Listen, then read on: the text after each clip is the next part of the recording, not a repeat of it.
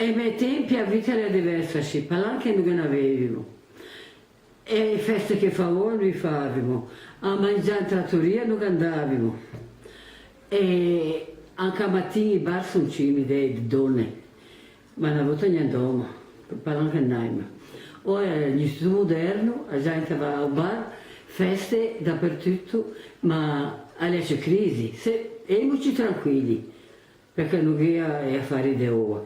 Però come ora si vive bene. Si padre e padrone. No, ora la parità sì. Ora comanda le donne, altro che gli uomini. E gli uomini ci fanno i mammi, tagliano i figli e sorte le donne. Poi pisse, quella roba lì, una volta ne so, ma da mangiare pizza a sera. Ma comunque Mason, prima che a fabbrica dopo l'autostrada che ne è nata, a Rossigiunga andava giù di gente, ogni c'è niente. Che ha 4-5 fabbriche in Tavalestia, non è niente. Il mio pecco faceva boscaiolo, d'estate segava l'erba, perché il stabilimento non doveva stare all'aperto.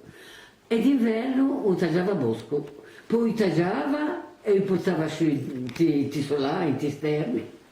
E un rispetto che ha per i poeti, per i nonni, per i E vecchi. gli altri mi sembra sempre non è di quel che andava, perché usava a cadere dove invece gli altri magari 6, 3 figli e 3 maschi. Comunque, sempre da figlietta andavo in prima elementare, andavo a catafigare a Olete appena veggio che mi stava in tasca e pigiare quelle 2 palanche. Palanche allora lì nera, per piano palanche da Macatè.